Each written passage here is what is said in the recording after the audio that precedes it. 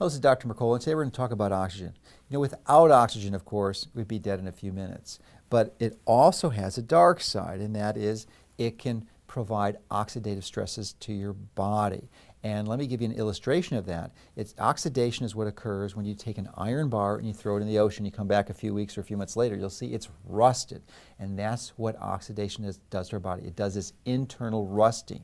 So that's not a great thing, and many people believe that's one of the primary reasons why we age. So, or at least contributes to the aging factor. And one of the ways that our body is designed to protect against that is to make sure that we have plenty of antioxidants. And the ideal form of antioxidants is from the foods that you eat.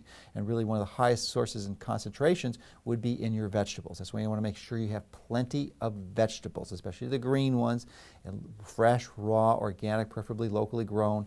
Have hundreds, if not thousands, of different antioxidants that work synergistically to prevent this damage from your tissue, which can also impair and really seriously damage your DNA and your reproductive potential. So clearly you're going to want to make sure that that's a big component. Now, of course, we've all heard of the traditional antioxidants such as vitamin C, vitamin E, CoQ10, but one of the most exciting ones, and really one of the ones that I'm absolutely just phenomenally excited about, is astaxanthin.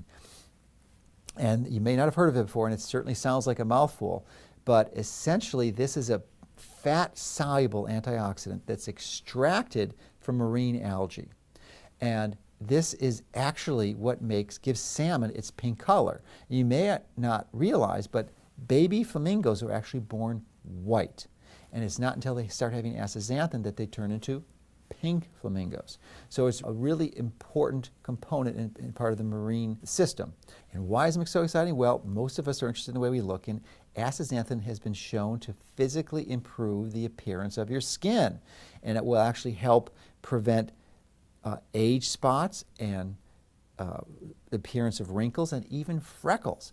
It's also phenomenally important, specifically because it's a fat-soluble supplement and vitamin, to go into your nervous system so it can help support your brain function and tissues that are associated with your brain, like your vision. It's a really powerful support for your vision, and also for your joint and your skeletal health. It's really shockingly effective here. And you know I'm a big fan of exposing your skin to plenty of sun, especially in the summer, because you're going to increase your levels of vitamin D.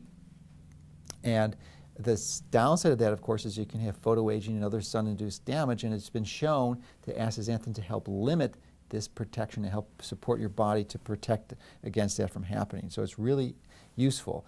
And if you're interested in using exercises, we all should be, and if using exercise to compete or perform at a very high level, then many professional and highly competitive athletes have been using astaxanthin with phenomenal benefits. So it's something you certainly want to consider. Now, just how potent is astaxanthin? Well, when you compare it with respect to its free radical scavenging capacity, it's 65 times stronger than vitamin C and 14 times stronger than vitamin E. But actually, there's another way that you can analyze its antioxidant capacity, and that is its singlet oxygen quenching capacity. And when you look at that, it's actually 550 times stronger than vitamin E and 6,000 times stronger than vitamin C. So you can see it's incredibly potent, which is one of the reasons why it has such a powerful effect on your body.